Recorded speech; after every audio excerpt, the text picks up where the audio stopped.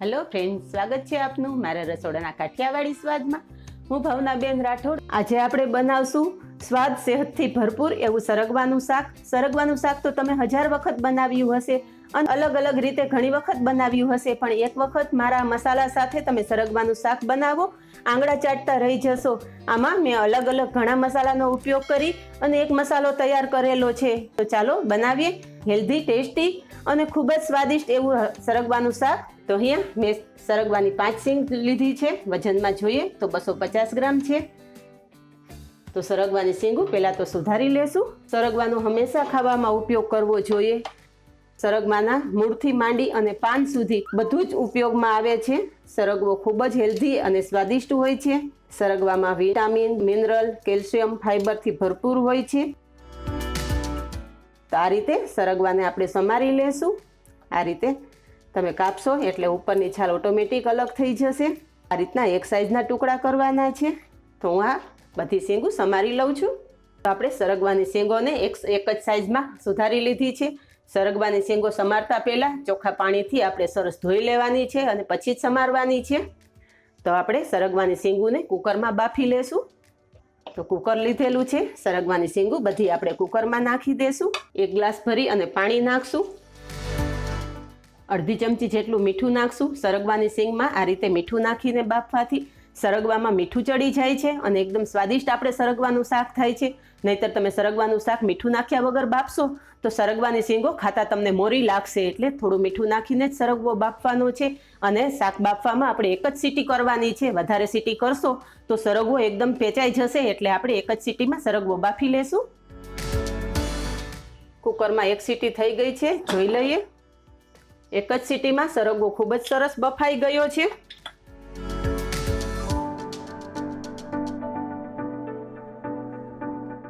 તમે જોઈ શકો છો કે દબાવીએ તો સિંગ પોચી થઈ ગઈ છે. બાફેલો સરગવો આપણે એક સાઈડ રાખી દેશું અને શાકને સુપર ટેસ્ટી બનાવવા માટે એક મસાલો તૈયાર કરી લેશું. શાકનો ટેસ્ટી મસાલો બનાવવા માટે એક કડાઈ લીધેલી છે. એમાં 1 ચમચી જેટલું જ આપણે તેલ નાખશું. તેલ ગરમ થતાં 2 ચમચી ચણાનો લોટ લીધેલો છે. તો તેલમાં આપણે આ લોટ નાખી દઈશું અને ગેસની ફ્લેમ એકદમ ધીમી રાખી અને આપણે આ લોટને શેકવાનો છે. ચણાની લોટની જગ્યાએ તમે ગાંઠિયાનો પણ ઉપયોગ કરી શકો છો. અત્યારે આપણે ચણાનો લોટ શેકી અને આપણે મસાલો તૈયાર કરશું. સરગવાનું શાક બધા ઘણા અલગ અલગ રીતે બનાવતા હશે, પણ એક વખત તમે આ મારા મસાલા સાથે સરગવાનું શાક બનાવો, ખૂબ જ ટેસ્ટી એવું શાક તૈયાર થશે. સરગવાનું શાક બનાવવું એકદમ સહેલું છે, પણ થોડી તમે સાવચેતી રાખી અને સરગવાનું શાક બનાવો તો ખૂબ જ સરસ શાક બનશે. ઘણી વખત સરગવાના શાકમાં તમે કુકરમાં બાફો કે કડાઈમાં બાફો, સરગવાનું શીંગો થોડી વધારે બફાઈ જશે તો શાકનો સ્વાદ જ બદલી જશે. એટલે સરગવાની શીંગો બાફવામાં પણ ધ્યાન રાખવાનું. અને મસાલો વધારે ટેસ્ટી એવો બનાવવા માટે આપણે અહીંયા ઘણા વધારાના મસાલાનો ઉપયોગ કરવાનો છીએ. હવે આપણો લોટ ગોલ્ડન બ્રાઉન થઈ ગયો છે. તમે જોઈ શકો છો કે આપણો લોટ ખૂબ જ સરસ શેકાઈ ગયો છે. ગેસની ફ્લેમ બંધ કરી દેશું અને કડાઈ ગરમ છે તો હજી આપણે થોડી વાર આ રીતે લોટને કડાઈમાં હલાવતા રહેશું, જેથી લોટ બળે નહીં અને આપણો લોટ સરસ શેકાઈ જાય.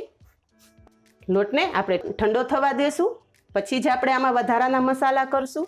ચણાનો લોટ ઠરી ગયો છે ને એક વાસણમાં કાઢી લીધો છે. હવે આપણે વધારાના મસાલા કરશું.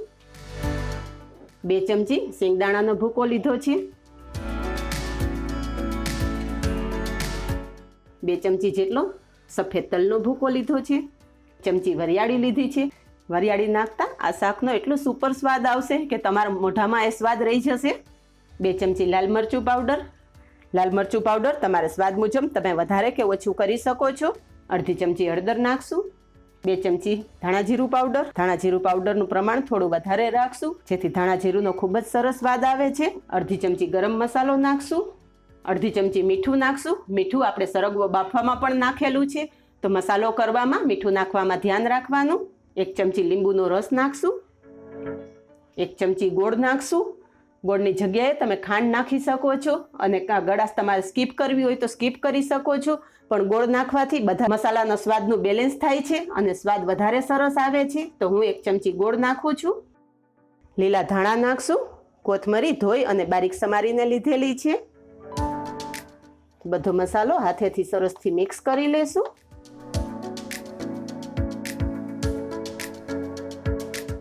તમે જે રેગ્યુલર સરગવાનું શાક કરતા હશો એના કરતાં ઘણા મસાલા આમાં અલગ કરેલા છે. તો એક વખત આ બધા મસાલા સાથે તમે સરગવાનું શાક બનાવો, બધા શાકનો સ્વાદ ભૂલી જશો. એટલું સરસ ટેસ્ટી એવું આ શાક તૈયાર થશે. તો આપણો સુપર ટેસ્ટી ચટપટો મસાલો તૈયાર થઈ ગયો છે. તો આ મસાલો બનાવી અને તમે એરટાઇટ ડબ્બામાં 15 થી 20 દિવસ સ્ટોર કરી શકો છો. અને જ્યારે પણ કોઈ ભરેલું શાક બનાવો તો ભરેલા શાકમાં ઉપયોગમાં લઈ શકો છો. અને રેગ્યુલર તમે શાક બનાવો છો એ શાકમાં પણ 2 ચમચી મસાલો નાખશો તો ખૂબ જ સ્વાદિષ્ટ એવું શાક તૈયાર થશે. મસાલો તમે સ્ટોર કરવાના હોય તો કોથમરી એડ નહીં કરવાની. જો તમે કોથમરી એડ કરી અને મસાલો સ્ટોર કરશો તો કોથમરી કાળી પડી જશે અને મસાલાનો સ્વાદ બદલી જશે.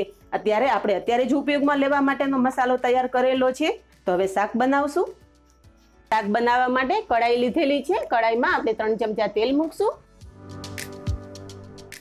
આ શાકમાં તમે થોડું ઓછું તેલ પણ નાખી શકો છો, પણ આ રીતે થોડું વધારે તેલ નાખશો તો વધારે સ્વાદિષ્ટ શાક થશે. તેલ ગરમ થતાં રાઈ નાખશું. અડધી ચમચી જીરું નાખશું.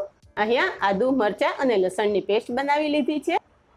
10 થી 12 કળી લસણની લીધી છે, 2 મરચાં લીધા છે અને 1 ટુકડો આદુનો લીધેલો છે. તેની પેસ્ટ બનાવેલી છે અને પેસ્ટ આપણે તેલમાં નાખી દઈશું. આ શાકમાં તેલ અને લસણનું પ્રમાણ થોડું વધારે રાખવાનું.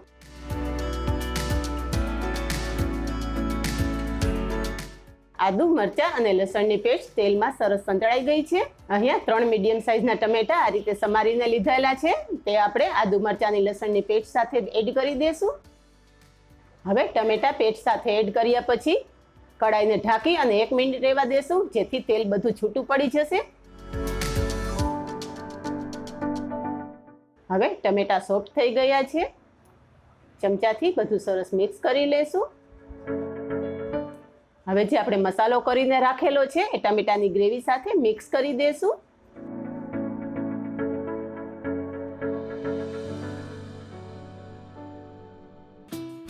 હવે મસાલો ટમેટાની ગ્રેવી સાથે સરસ મિક્સ થઈ ગયો છે તો ઢાંકી અને આપણે 2 મિનિટ ચડવા દેશું. હવે મસાલો ટમેટાની ગ્રેવી સાથે સરસ સંતળાઈ ગયો છે અને તેલ અલગ પડી ગયું છે તો આપણે થોડું પાણી નાખશું.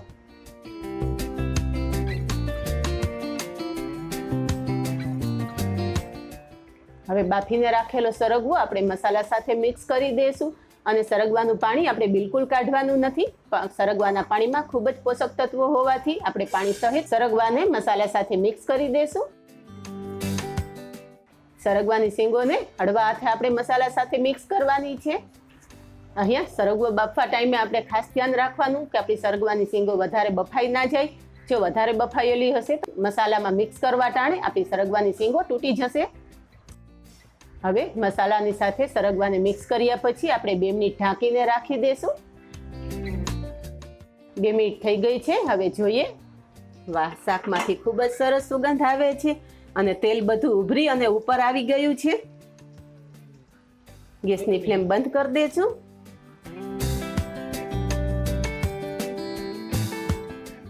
શાક આપણું ખૂબ જ સરસ બની ગયું છે. તૈયાર થયેલા શાકમાં આપણે થોડી કોથમરી નાખશું અને સર્વ કરશું. તો ગરમ ગરમ ફુલકા રોટી સાથે આપણે સરગવાનું શાક અને રસ સર્વ કરેલા છે. તો આ શાક તમે એમ જ ચમચીથી ખાઈ શકો છો. એટલું સરસ સ્વાદિષ્ટ એવું શાક તૈયાર થયું છે.